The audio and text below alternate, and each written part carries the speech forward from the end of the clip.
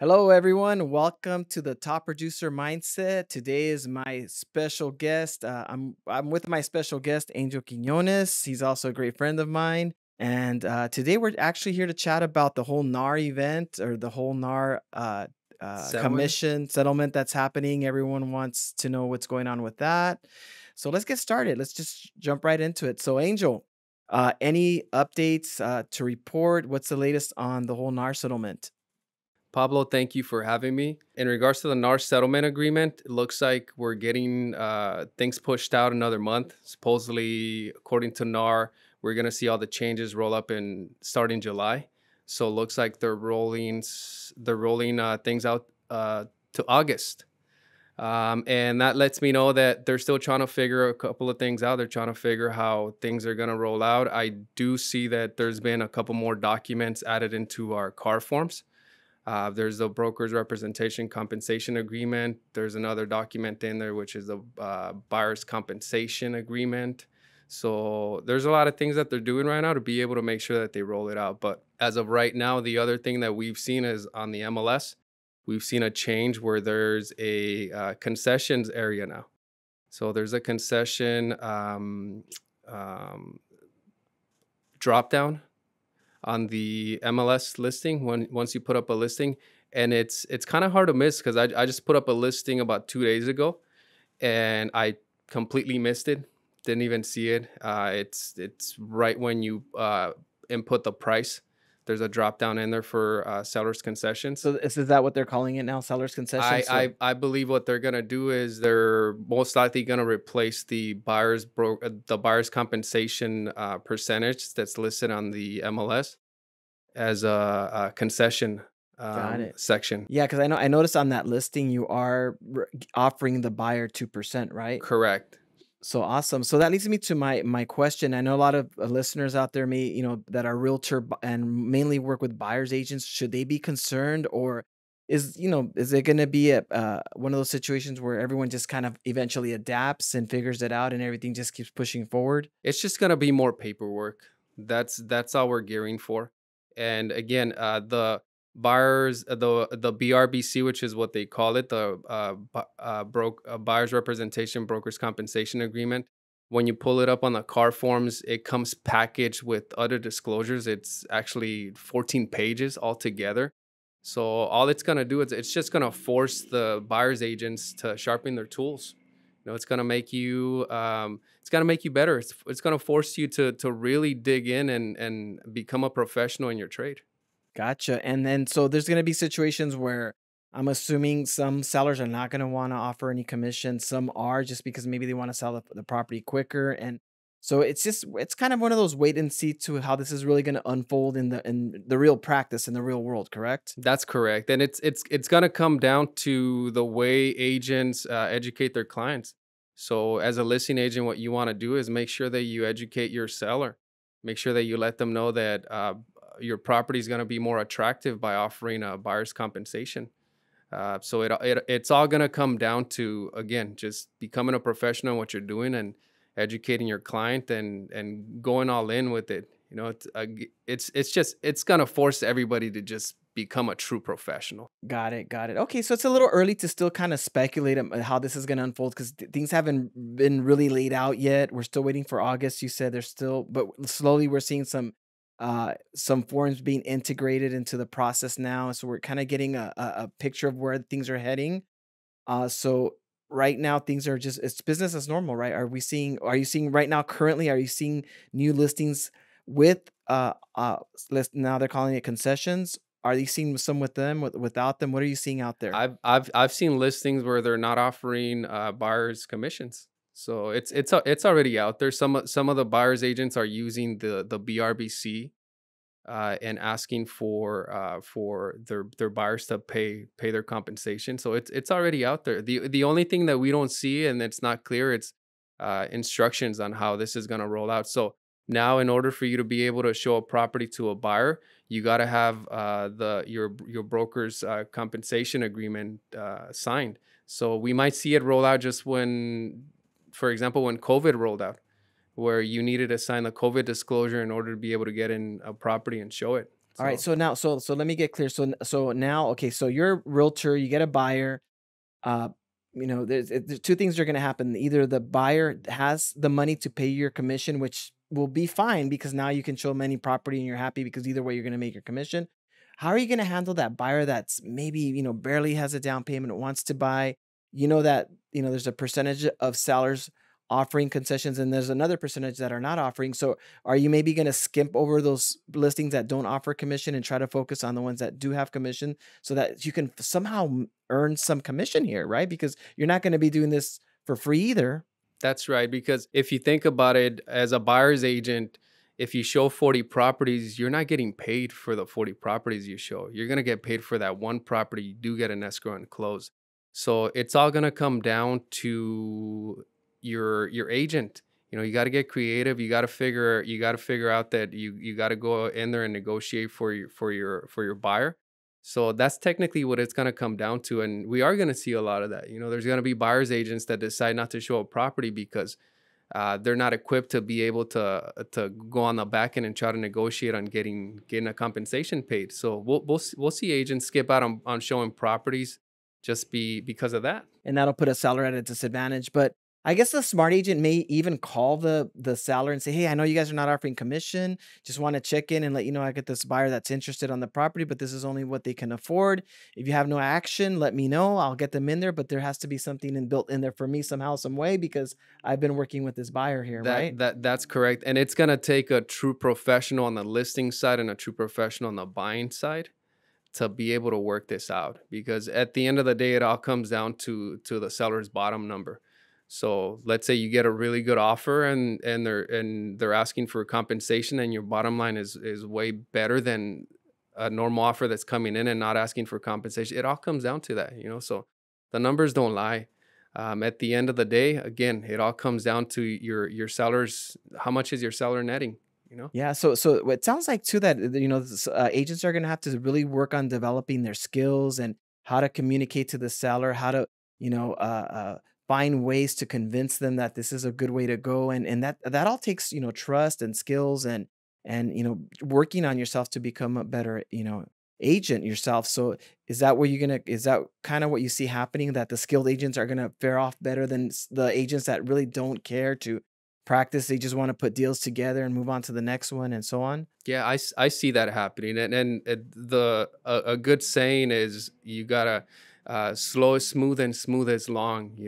So you have to, as a seasoned agent, you still got to find a way to be able to just slow down, take a look at all the disclosures, all the advisories that are coming out in order to be able to explain them better to your client. I think that as a seasoned agent, we try to move through things. And right now it's a good time to slow down in order to be able to go smooth. In order to be able to do that, you got to learn your new disclosures. You got to be able to explain them better. Because the way I see it is, buyers are not going to be out there signing brokers' compensation agreements left and right. No, once you get a buyer to sign something and you're able to explain it to them and you're able to dictate your value and let them know that what they're paying for is something that they can't do themselves, then it works out. But you got to get better at it. You got to learn to explain what is it that your buyers are going to be signing. And you have to keep in mind that some of these compensation agreements they're not exclusive. You could try to make them exclusive, but they're not. So you got to find a way to be able to protect yourself, because again, we're not working for free. Gotcha, gotcha. Well, there you guys have it. I mean, this is great stuff, and we'll do a follow-up on the NAR stuff. We're gonna keep the conversation rolling over and, just changing topics now that, we're talking about, the real estate business and whatnot. I recently, came across a situation where, we have agents that are really pushy and, they really want to close transactions fast and they're not really concerned about anything but closing the transaction fast. And in that state of mind, they forget everyone else's needs, right? The buyer's needs, the seller's needs. And I feel like a lot of agents are dropping the ball in that sense that, when they go into a transaction, they're happy they locked it up. And sometimes, the seller doesn't want to close as quickly. Maybe they need a little bit more time to move out and things of that nature, and things get overlooked. So, I often, me personally, get disappointed with agents that are just overlooking important things that matter to everyone else and are more focused on what their needs are and getting that deal closed and earning that commission. And I get it, they want to close, they want to get that commission fast.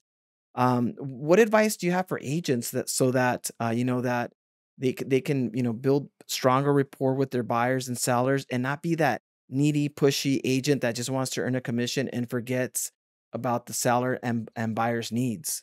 I like to call that commission anxiety.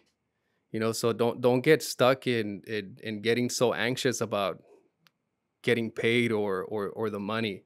So that's where the slowdown comes into play. So slow down so that you can figure out how to be able to solve the problem for your client and avoid that commission anxiety. Because sometimes as agents, what happens is that you start making plans with money you don't even have yet. So You start counting your chickens before they hatch. don't do that because at the end of the day, the only person that's gonna suffer is your client. But even bigger than that, the other thing that's gonna suffer is your referrals. Like we're in a referral business. I like to say that we're in a high trust selling business. So if you can avoid commission anxiety as best you can and slow down and try to protect your clients, like you're gonna do great in this business and keep selling trust. Trust always wins. Yeah, that commission anxiety, that's a new concept. I actually like that term, the way you phrase Yeah. it, because I experience it a lot. You've experienced it a lot. Yep. We get into transactions and you get into with these bulldog agents that they don't want to deal with any nonsense.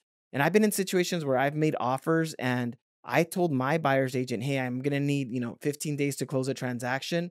Boom, I'm in it 5 days and everyone's already blowing up my phone. You got to close, you got to close, you got to close. I'm like, "I've only been in this transaction a few days, let me take my Right. time." And then I realized my own agents, telling me, "We gotta close, we gotta close." And when I made it very clear in the beginning, like, "Hey, I needed this time. Now you guys are overlooking that I needed this time, and you're more concerned about closing the transaction and getting your commission versus what my needs are, and to get the correct loan and have the time to get the correct loan, right?" And in that case, I felt like the agent should have maybe gone back and told the seller, "Hey, we need to get this hard date so that we can close the transaction on this date, and my buyer can have the time to close so he can get the loan that he wants," right? Versus being in a transaction that's high pressured, high stressed. And I think we've all been there. If you've been in this industry long enough, we've all Yeah. all been in that high stress situation. And what's your take on that? Well, that's where communication comes into play, and it's key. I've had transactions where it's rolled out super smooth, and it's worked out that way because the party on the other end is a great communicator. So that's what it comes down to. Like if you communicate great and you set your expectations from day one, then it works out perfect. And again, that whole commission anxiety thing, right? Like the best way to avoid that is like go get some new business, like use the time that you're doing on putting attention into trying to force a deal to close to like put that attention into creating more business opportunities. That's what it comes down to. But again, this market, I just see that it's gonna get better and better. Why? Because there's gonna be more and more professionals that are just gonna uh, come out and become the best version of themselves, and just again, it's just sharpening your tools right now. I think there's a lot of great professionals and leaders in this business that have been asleep for a while, and this is like the great awakening. Like it's time to get up, it's time to lead, and it's time to like really show off what like you've just been resting on. But it's communication is key, man. Once you work with somebody, then they always want to work with you. They'll see your name on the other side of the contract and be like, "Oh, it's Pablo again. It's Angel again. Man, this is gonna be a sweet deal. We're gonna roll through this." Awesome, awesome. That's great. That's great stuff there. What about agents that are like, I see these agents that are like marketing gurus. They're doing great. They're getting a lot of likes and postings, and then once you get into a transaction with them, you realize that they have a great image, and they have a great marketing system, but when they get into the transaction, they really don't know much, and it's a little bit shocking because Yeah. they put so much weight on their image, their persona, that the process itself kind of gets neglected. And leads to, everyone having kind of a bad experience, but, that agent still continues to be successful because they do have a good marketing plan for themselves. Yeah, and I believe for us as leaders, when you come across someone like that, it's our responsibility to be able to check those areas for them, because there's great marketers out there, which is like that's their superpower, and that's awesome. But then how do you monetize that? How do you monetize it, and how do you take it to the next level? So when you come across somebody like that, especially as a professional and as a seasoned agent, like I believe that it's our responsibility to be able to like really have that conversation with them, and say like, "Hey, you know what? Like, I really, I see that you're a great marketer, you're doing great stuff, but like, I'm gonna tell you what, I've been in this business for like 18 years, and if you're gonna survive, like, you gotta handle this side of the business, which is gonna carry you." So I think that's a responsibility that falls on us too as like leaders. So, and I know exactly what you're talking about because I've come across people like that where but here's the thing. That's the whole problem with social media too. Like we see people that are just marketing the shit out of stuff, and I'm like, man, they're doing great. But then you go on the back end and you're like, well, I don't see any production. I don't see any production. I don't see any of that. So it's give and take. But my responsibility is that when I do come across somebody like that, like I'm gonna do my best to try to be able to help them. Gotcha, gotcha. And yeah, I mean, we're all part of the same Yep. team. We're not here to judge, and obviously they're getting customers representing. And I think for me, if I'm getting into a transaction, I'm praying to God that I'm working with reasonable people, people that have good common sense. That way, we have a stress-free transaction, and ultimately stress-free for the buyer and the seller, right? Because that's who we're helping, that's who we're representing. And if we go in there with fighting and arguing and not getting along and disagreeing on everything and just making it a very turbulent transaction, then it's no fun for anybody, right? So, Right. as an agent, as a listing agent, I'm sure you're always looking, as important as the offers that you're getting and all that. Also, the interaction and the initial communications with the buyer's agent are important as well, right? Let's There's let's touch on that a little bit. they're super important. And what I like to do is like I like to do my research before I step into contract with somebody. So if I do get an offer from an agent, like I I dissect their purchase agreement. I take a look at it and I see if they've completed it as best they could, and then I research their track record. I'll go into the MLS and I'll see how many closings they've had. Oh, so you go as far as doing that? Yeah, And yeah. and you're right because I've talked to some of our agents here at Clovis and like, "Oh, I got this offer, but this is missing. They didn't do that." And Mhm. the way the offer's presented already gives you kind of clues as to maybe who you're going to be dealing with, someone that's not How you organized. do one thing, you do everything. The way you do one thing is the way you do everything. So if you don't fully complete a purchase agreement and you don't go the extra mile to try to get the seller's name, try to get all the information that you can, then like how resourceful are you? Like that's what it comes down to. So show me the best version of you like off the bat. Why? Because like I'm gonna want to work with you. Yeah, and this is great stuff. I think that I don't know if you're saying this in listing presentations or agents are saying this stuff, but this is stuff that sellers need to be concerned about, right? That how they're being represented and these type of interactions that are happening that the buyer or seller is not involved in are very important. They matter because it can make a difference between your offer getting accepted and not accepted, right? If things are not being completed correctly and the whole offer presentation part of it is not done well, it can lead to missed opportunities for buyers for sellers or buyers that are looking to get into contract, right? So those are all the things that That's I right. kind of want to bring to surface because a lot Yeah. of people don't think about Yeah. those things and they really truly matter because your impression of that agent might kill the whole deal. Like, hey, I got a sloppy offer. I got a agent that's not returning calls. I got, and when I did talk to him, he's a little bit aggressive and rude. And do I want to be in contract with him for the Right. next 30 days, Right. right? And you get what you pay for too, like we're talking about this whole commission thing, like commissions are negotiable, like we get to choose who we want to work with too, so like if commissions are negotiable and you're negotiating with somebody, then it's like, well, then what are some of the services you want me to omit? What are some of the services you don't want me to provide since we're negotiating things already? So you got to keep that in mind. You're only as good as who you work with. So if you're working with a true professional, then like you're in great hands.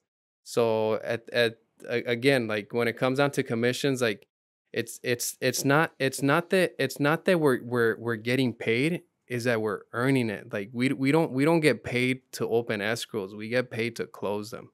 And in order to be able to close them, there's a process that needs to take place. And that's what it comes down to. Like, you have to, right now you have to sharpen your tools in order to be able to work with your clients the right way and take them to the finish line. And again, the more you sharpen your tools, the better you get.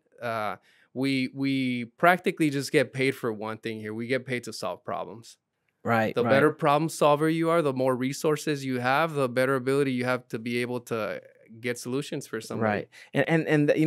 Yeah, and I'm glad you said that because, I got into the loan game a long time ago and I love problem solving, and I don't know if you know this about This is me, great. but Yeah, I'm a big time chess player. I mean, I was a big time chess player in college and chess is all about problem solving and just keeping, your mind sharp and thinking about 2, 3, 4, 5 steps ahead so that you can make sure and plan, all your steps so that you can have that smooth closing or get that solution for the borrower. So that's always been in me, and I think that's what's always kept me in the business is thinking ahead and being ahead of it, so that I can provide the best service and yeah, tools. But that's my hook. I love problem solving. If these things are puzzles, everyone comes in with a unique situation, different backgrounds, different work types, different assets and all that. And our job is to bridge that gap between the lender and I mean the underwriting and the borrower so that they can qualify and we could get them out there that's shopping. And I that's guess right. that continues on with the real estate side too, Yeah, right? There's a bunch of obstacles and problems you face along the way, and the finish line is like you said, closing that deal. exactly. But you always have to keep in mind that they say that the danger is the greatest when the finish line is near. And it's so true. Oh, I like that. Sometimes we get so close to the finish line that you're like, I got this. Like, we've seen a lot of videos on Instagram where, like, these bicyclists or these runners are almost getting close to the finish line and they throw their hands up, and then, like, the guy right behind them just comes and finishes first. Like, again, the danger is the greatest when the finish line is near. So, like, we you got to learn how to finish what you start. And you know what? That's funny. That reminds me of like the same situations, where you have a borrower that's like, I want to buy a house for 700,000, right? You take them out there, you show them a property, like, okay, let's write the offer at 700, right? You get a counter at 710, and the seller's like, whoa, whoa. I mean, the buyer's like, whoa, whoa, whoa, I'm not gonna go those extra 10 grand. I'm Yeah, like thinking, well, you're already 700,000. You're like already like 98% in. You only need hmm, that 2% more to get that house. And buyers will walk away just because they don't wanna pay an extra 5 or yeah. 10,000, but you're already in like 700 grand. You're But you're that almost at the finish line and you don't wanna cross it. Exactly, but then that's where your skills come in order to be able to keep them in the game, you know? Like, if I have a client like that and they're fighting over 10,000, or they're not gonna make a move because of $10,000, I'm like, "Look, there's an appraisal contingency in your contract. So even if we write up the offer at 710 and the property comes in lower, like, we're gonna negotiate that. So just tie the deal, you know? You gotta tie the deal. Once you tie in the deal, negotiate, and then that's when you can figure stuff out. But then again, that's where the pro comes in. That's where the professional comes in, and the professional is gonna be able to take you to the finish line or even get you started. Like, you're not in the race if you don't get started. If you're not in the race, then you can't even participate. Yeah, no, I get you, and it's always blows my mind, like, someone's buying a house for $1,000,000 and they don't wanna budge, 10 or 20 grand. I'm, like, thinking it's nuts because, you're that close, why not get it? And you know Right. how we see how tight the market is right now, and just securing something is so difficult, but these are all the challenges that we face, you face, and Yeah, and we've contended for a long time now, but that's right. man, we covered a lot of great stuff today. Thank you, Angel, so much for checking in with us and taking some time and sharing your experience, your thoughts. It's always great for me, for all of us. We want to know what's going on, and we always like to get your point of view on things because we know you're an expert in what you do. Any last words before we wrap things up? I appreciate you for having me here, and just keep in mind that the same way, like, we've become seasoned agents and pros in what we do. Um, your client, once you're looking for properties, like, they're gonna go through the seasoning process too, you know? So sometimes they're gonna have to get burned. They're gonna have to see that they lost the house for like 10, $20,000, and the next time they come around something that they really liked, and they're gonna pull the trigger and make it happen. So everybody's getting seasoned right now. As time moves on, like, we just we we have to keep getting better and better. And adapt, right, to all these Yep, changes that are happening. that's And I it. think, and from my point of view, I think we're gonna be all okay. Everyone that's willing to adapt and try new things and work in different ways are the people that are gonna Yeah. succeed. Well, there you guys have it. Thank you so much for joining us on the Top Producer Mindset. Uh, Angel, if you don't mind, I'll check back with you in a couple months so that we can get any updates and keep us up to date with anything that's happening with the NAR settlement and anything that's important in the real estate industry. Don't mind at all. Let's do it. All right. We're in Thank you it to win guys. it. Yeah. Thank you guys so much for listening, and we'll see you guys next time.